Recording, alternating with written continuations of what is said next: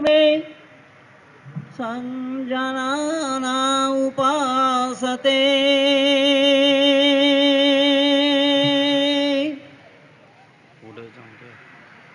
आदर और सम्मान की योग्य मेरे पितृतुल्य माननीय प्रधान जी, मुंबई आर्य प्रतिनिधि सभा के माननीय मंत्री जी तथा सभी कार्यकर्ता और अधिकारी वर्ग, हमारे बड़े ही हृदय के निकट वास करने वाले भाई अबरोल जी, पूज्यपाद स्वामी दिव्यानंद जी सरस्वती, जैसे मुंबई जैसे महानगरी के आर्य समाज के सभी कार्यकर्ता और अधिकारी वर्ग, हमारे सारे पुरोहित वर्ग जो हमारे बड़े ही निकट संबंध के, जिन लोगों के साथ मेरा संपर्क लगभग 30 वर्षों से है, मुंबई में जितने भी पुरोहित वर्ग हमारे हैं, यह परमात्मा की असीम अनुकंपा है। प्रायः लोग मुझे जानते हैं और मैं भी प्रायः को जानता हूं। एक एक का नाम लेने में मेरा समय खराब हो जाएगा, इसलिए मैं थोक में ही सबका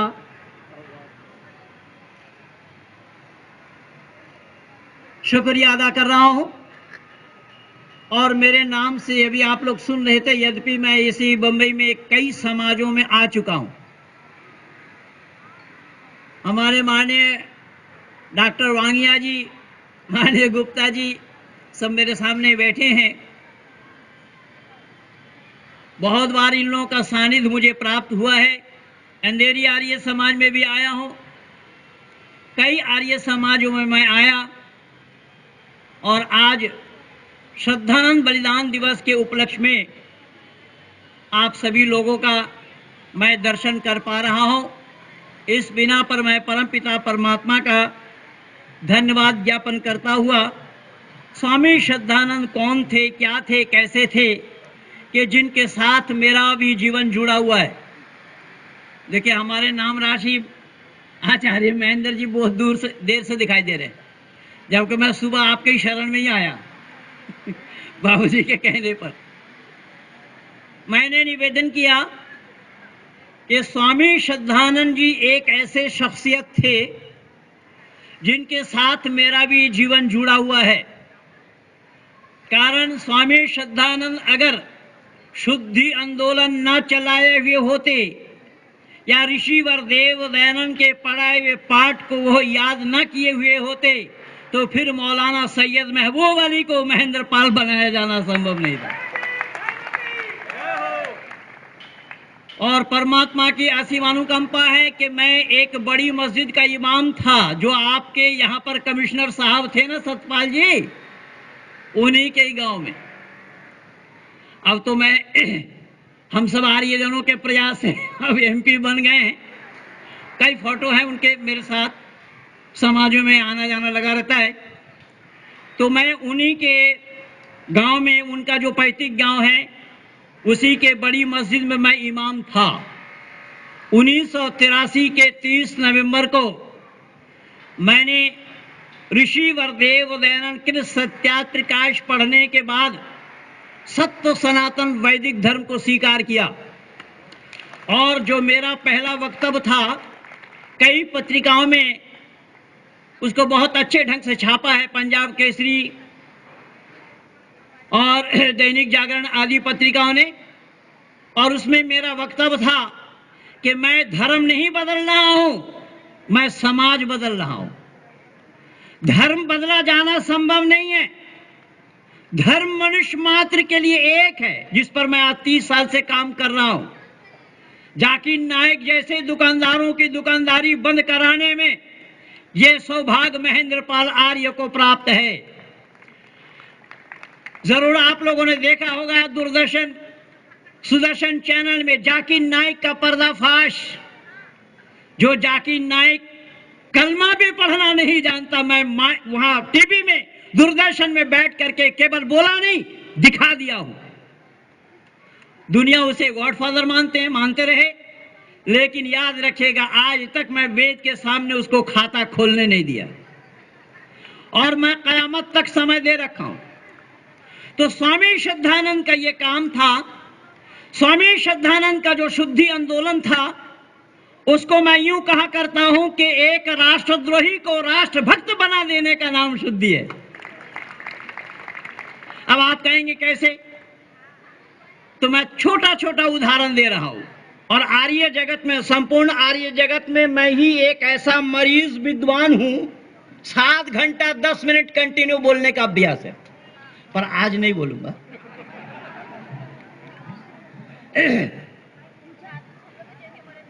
स्वामी श्रद्धानंद जी का यह शुद्धि आंदोलन, एक राष्ट्रद्रोही को राष्ट्रभक्त बनाने का क्या काम है, देखिएगा। मैं भी नहीं जानता था सत्य सनातन वैदिक धर्म को, मैं भी नहीं जानता था राष्ट्र और राष्ट्रीयता को। मैं अगर स्वामी श्रद्धानंद के शुद्धि चक्र के अंदर में या शुद्धि आंदोलन के माध्यम से मैं अगर अपने को आप लोगों के साथ न जोड़ पाया होता, तो मैं भी नहीं जानता था कि राष्ट्रभक्त क्या होता है। अकबरुद्दीन ओवैसी को बंबई वालों ने जिताया है, उसके 2 आदमी को। उसी अकबरुद्दीन ओवैसी को मैं उसके घर में जाकर के बोल आया कि तुम ये कहते हो कि हम जागीर नहीं हैं, हम किराएदार नहीं हैं, पर मरने के बाद भी तुम्हारी जुबान अरबी की हो जाती है। वहां पर अरबी जुबान में ही अल्लाह सवाल जवाब करेंगे, मन रब्बु का, मन नबियों का, मन दीनों का। क्यों? अरबी जुबान में सवाल जवाब होने का तात्पर्य क्या है? क्या भारत के सारे लोग अरबी जुबान दां हैं, अरबी दां हैं? तो फिर अरबी जुबान में सवाल करने का क्या मतलब? अरबी जुबान में ही जवाब देना पड़ेगा उन्हें, भले ही वो तमिल भाषी क्यों ना हो। अब ये अल्लाह की मर्जी है, उनकी जुबान अपने आप अरबी हो जाएगी, ये कहावत है उनका, ये मान्यता है उनकी। अब देखिएगा, जो नहीं बोल पाएगा, वहां सवाल किया, मन रब का, तुम्हारा रब कौन है? मन नबियों का, तुम्हारा नबी कौन है? मन दीनों का, तुम्हारा दीन क्या है? तो अल्लाह बोलना पड़ेगा, दीन इस्लाम कहना पड़ेगा। अब देखिए, दीन इस्लाम समग्र विश्व के आंगन में मानव मात्र के लिए नहीं है, एक वर्ग विशेष के लिए है, एक संप्रदाय विशेष के लिए है, मनुष्य मात्र के लिए नहीं है। इसीलिए मैं अपने वक्तव्य में कहा था कि मैं धर्म नहीं बदल रहा हूं, क्योंकि धर्म का बदला जाना संभव नहीं है। धर्म मनुष्य मात्र के लिए एक होता है, धर्म मनुष्य मात्र का एक होता है। सभी धरती पर जन्म लेने वाले एक ही आवाज में रोते, हंसते, चिल्लाते, पुकारते हैं। कोई जन्म लेकर के अल्लाह अल्लाह नहीं पुकारता, मोहम्मद मोहम्मद नहीं चिल्लाता, कुरान कुरान नहीं कहता। जन्म लेने के बाद कोई बाइबल बाइबल, ईसा ईसा, मरियम मरियम भी नहीं कहता। धरती पर आने के साथ सबकी रोने, हंसने, चिल्लाने, पुकारने की आवाज सबकी एक है, क्योंकि सबका भेजने वाला एक है। यही कारण बना ये मनुष्य मात्र का भाषा है, और भाषा उसी को कहा जाता है जिसमें स्वर होता है। स्वर क्या है? तो ऋषिवर देवदारण अपने वर्णोच्चारण शिक्षा में लिखते हैं, स्वयं राजंता इति स्वरहा, जो अपने आप में राजा है, जो किसी का सहयोग नहीं लेता, वो स्वर है। कोई अरबी दा बता दे कि हाँ अरबी में स्वर है, कोई अंग्रेजी दा बता दे कि हाँ अंग्रेजी में स्वर है। आज 4000 से कुछ ज्यादा लैंग्वेज माने जा रहे हैं, जबकि 7 जिसको भाषा कह रहे हैं, ऐसे भाषाओं में से 7 के साथ मेरा संपर्क है। और 3 में मास्टर डिग्री लेने के बावजूद भी मैं नहीं जानता था कि आखिर में भाषा क्या है। अरबी, उर्दू, फारसी, बंगला, अंग्रेजी, हिंदी और संस्कृत, ऑलवेज 7 भाषा पढ़ता हूं, बोलता हूं, लिखता हूं। कहने का तात्पर्य मेरा यह है कि ये ईश्वर प्रदत्त है। यही कारण बना कि धर्म ईश्वर प्रदत्त होता है, व्यक्ति विशेष के द्वारा धर्म नहीं होता, उसका नाम मजहब है। मैं भी लिखा हूं, मेरी 4 पुस्तकें हैं। पहली पुस्तक का नाम है मस्जिद सैयद शाला की ओर। दूसरी पुस्तक मेरी ये है, ईश्वर और अल्लाह में भेद क्या है, जिस भेद को स्वामी श्रद्धानंद जाने थे। और स्वामी श्रद्धानंद इस भेद को जानने के बाद मोहनदास करमचंद गांधी का साथ छोड़ा था। याद रखना, जो आर्य समाज के लोग आज कांग्रेस, अब स्वामी श्रद्धानंद, मोहनदास करमचंद गांधी, इन दोनों को जब आप आहिस्ता आहिस्ता देखते चले जाएंगे तो सच्चाई का उजागर हो जाएगा। यही कारण था कि स्वामी श्रद्धानंद, जिस स्वामी श्रद्धानंद ने मिस्टर गांधी को, मोहनदास करमचंद गांधी को महात्मा गांधी बनाया, लेकिन महात्मा गांधी का साथ छोड़ दिया, अखिल भारत हिंदू महासभा को ज्वाइन किया था। स्वामी श्रद्धानंद जान गए थे कि मोहनदास करमचंद गांधी दो धेला का आदमी नहीं है। मोहनदास करमचंद गांधी का बेटा हीरालाल गांधी, जो कि मुसलमान बन गया था, अब्दुल्ला गांधी बन गया। मोहनदास करमचंद गांधी उसको रोक नहीं पाए। उसी अब्दुल्ला गांधी को अगर हीरालाल बनाया तो आर्य समाज नहीं बनाया। ये ताकत किनके पास है? ये मंत्र श्रद्धानंद का है, जो मंत्र श्रद्धानंद ने अपने गुरु दयानंद से ली थी। मैं निवेदन कर रहा हूं, जरा शब्दों पर ध्यान देना। स्वामी श्रद्धानंद के जीवन की कुछ घटनाएं हमारे बच्चों ने सुनाया है।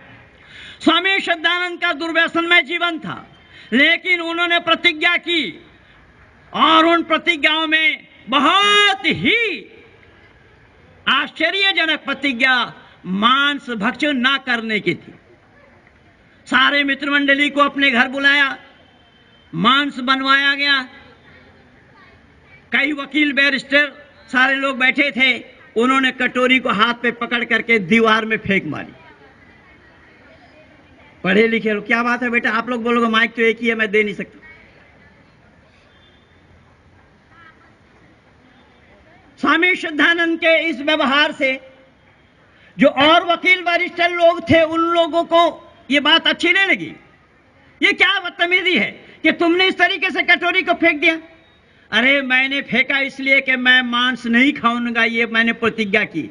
अभी हमारे आचार्य भाई विजयपाल जी सुना रहे थे ना कि घाट तो छोड़ेंगे लेकिन बुराई नहीं छोड़ेंगे। स्वामी श्रद्धानंद ने कहा कि मैं मांस ना खाने की प्रतिज्ञा मैंने की। बोले ठीक है, मन में आप कर लिए होते, पर फेंकने का क्या तात्पर्य?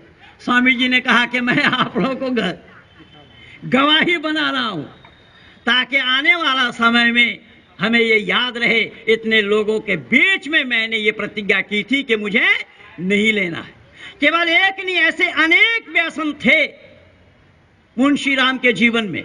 जो मुंशी राम, महात्मा मुंशी राम बने, राजा अमन सिंह जी ने गुरुकुल के लिए जमीन दी, जो गुरुकुल कांगड़ी आप जानते हैं, और मैं भी उन्हीं के बनाए हुए गुरुकुल इंद्रप्रस्थ का ही प्रोडक्ट हूं, स्नातक हूं। स्वामी शक्तिवेद जी के माध्यम से उसी गुरुकुल इंद्रप्रस्थ में ही आने का मुझे मौका मिला। उसी गुरुकुल के माध्यम से ही मौलाना सैयद महबूब अली महेंद्रपाल आर्य बना था। स्वामी श्रद्धानंद द्वारा वो गुरुकुल, राजा अमन सिंह ने पहले गुरुकुल कांगड़ी में जमीन दी, पैसा इकट्ठा करना था। मुंशी राम के जिम्मे में 30,000 रुपया इकट्ठा करने की बात थी। मुंशी राम ने 40,000 रुपया इकट्ठा किया, तब मुंशी राम से वो महात्मा मुंशी राम बने। पर गुरुकुल बनाने से क्या होता है? पढ़ने वाले कौन हैं? आज हमारी चर्चा हो रही थी मेरे भ्राताश्री के साथ, अबरोल जी के साथ। अब यहाँ जितने भी लोग बैठे हैं आर्य समाज के, आप बताएं कि कौन आर्य समाजी हैं जो अपने बच्चों को गुरुकुल में पढ़ाते हैं? हॉलैंड में अभी जो महासम्मेलन हुआ 9 में, आचार्य देवव्रत जी मन से पूछ रहे हैं कि 18 देशों से आप लोग सब आए हुए हैं, आप अपने बच्चों को गुरुकुल कौन पढ़ाते हैं? एक महेंद्रपाल का दोनों हाथ ही ऊपर उठा था, दूसरा कोई हाथ ही नहीं था। आचार्य जी अपने को रोक नहीं पाए, पंडित जी आपने दोनों, मैंने कहा बेटा और बेटी दोनों को पढ़ाएं, इसीलिए मैं दोनों हाथ ऊंचा कर रहा हूं। मेरी एक बेटी जिसको अष्टाध्यायी कंठस्थ है, सामवेद कंठस्थ है, यजुर्वेद कंठस्थ है। तो कहने का तात्पर्य मेरा ये है, ये काम स्वामी श्रद्धानंद का जोड़ा हुआ था। स्वामी श्रद्धानंद ने इस तरीके से ये सारा काम करके दिखाया दुनिया वालों को।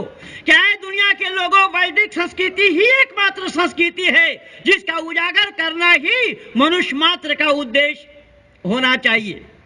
स्वामी श्रद्धानंद इस तरीके से काम कर रहे थे। स्वामी श्रद्धानंद ने जिस काम, अंग्रेजों के खिलाफ जो काम किया, उस काम के करने से मुसलमानों ने भी स्वामी श्रद्धानंद को अपना नेता मान लिया। शब्द पर ध्यान देना, मैं क्या कहना चाह रहा हूं। जब मुसलमानों ने स्वामी श्रद्धानंद को अपना नेता माना, तब जामे मस्जिद ले गए थे, ना भूतो ना भविष्यति।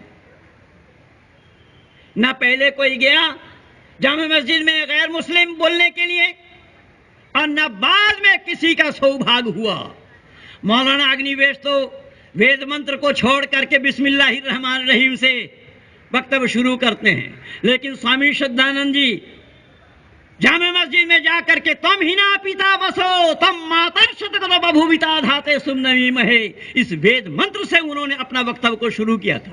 जब मुसलमानों ने उनको नेता मान लिया, नेता मानने के बाद स्वामी श्रद्धानंद ने उस जामे मस्जिद में हम शब्द को बड़ा लचीला बना करके दिया। हा से हिंदू और मां से मुसलमान कहा कि हम दोनों को एकत्रित होकर के अंग्रेजों के खिलाफ क्या काम करना चाहिए, अंग्रेजों को भगाने का प्रयास करना चाहिए। स्वामी श्रद्धानंद के ये उद्गार उन मुसलमानों के बीच, लेकिन बंधुओं मैं एक नई बात आप लोगों को बताना चाह रहा हूं। ये ईर्ष्यालु नेता आज भी बहुत सारे हैं, लेकिन उन दिनों के ईर्ष्यालु जीव मोहनदास करमचंद गांधी थे, जिसको सहन नहीं हुआ था। मोहनदास करमचंद गांधी इसको सहन नहीं कर पाए। मोहनदास करमचंद गांधी ने यह सोचा, अरे मुसलमानों ने तो हमें नेता माना नहीं, नेता तो स्वामी श्रद्धानंद को मान लिए। मोहनदास करमचंद गांधी अंदर ही अंदर जल ही रहे थे। इतने में पाकिस्तान से असगरी बेगम नाम की एक बहू, लड़की भी नहीं, बहू अपने पति सलीम के सताने से पाकिस्तान से दिल्ली पहुंच गई। खोजते खोजते स्वामी श्रद्धानंद के पास पहुंची। स्वामी श्रद्धानंद ने उनको समझा करके घर में भेजने का प्रयास किया, लेकिन वो जालिम शौहर के पास जाना नहीं चाहती। स्वामी जी ने उसे असगरी बेगम को शांति देवी बनाया और महिला होम में रखा। 3 महीना के बाद असगरी बेगम के, जो अब शांति देवी बन चुकी, उसके पिता मौलवी ताज मोहम्मद अपने दामाद सलीम को लेकर के दिल्ली आए।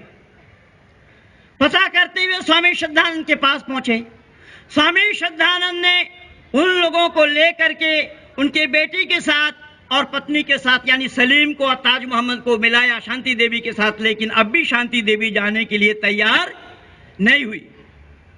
अब ये लोग वापस गए और कराची हाई कोर्ट में जाकर के कराची आर्य समाज के मंत्री स्वामी श्रद्धानंद और शांति देवी के नाम केस डाल दिया। लेकिन उस केस को अगर आया फैसला तो स्वामी श्रद्धानंद के पक्ष में आया, लेकिन ये मत समझिएगा कि आज पाकिस्तान के जज ने जो फैसला दी, ये फैसला वो ऐसा था। उन्होंने वहां 2 पक्ष थे, यहां तो एक भी पक्ष नहीं था, और स्ट्राइक के दिन में ये फैसला सुना रहे हैं।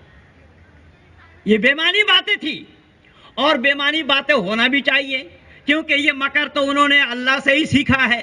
कुरान गवाह है, कुरान साक्षी है, व मकरू व मकर अल्लाहु वल्लाहु खैरुल माकिरीन। अल्लाह ने कहा मकर करते हो तुम, मैं भी मकर करता हूं, और तुमसे बड़ा मकर करने वाला मैं हूं। और मकर शब्द का अर्थ होता मक्कार, मक्कारी करना। तो पाकिस्तान की मक्कारी ये तो जग जाहिर है, वहां के जजों ने भी ऐसा ही किया है।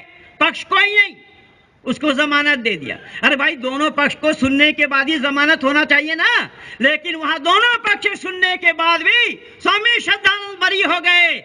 मोहनदास करमचंद गांधी अंदर ही अंदर जल रहे थे कि मुसलमानों को कैसे इनके खिलाफ तैयार किया जाए। तो मुसलमानों के दिल जीतने के लिए उन्होंने तुर्की से खिलाफत आंदोलन को उठाकर भारत ले आए, जो कि खिलाफत आंदोलन के साथ भारत का कोसों कोसों दूर तक मुसलमानों का कोई संपर्क और संबंध नहीं था।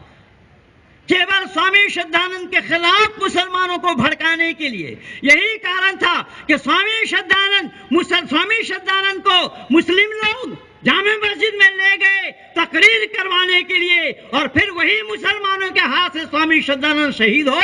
यह कैसा संभव था? इस भेद को जानने का प्रयास कीजिएगा। जब इस भेद को जानने का प्रयास करेंगे आप, तो सच्चाई खुल करके सामने आ रहा है। और जब अब्दुल रशीद ने, अस्वस्थ तो थे स्वामी जी, अब्दुल रशीद ने गोली मारी धर्म सिंह ने पकड़ लिया था, लेकिन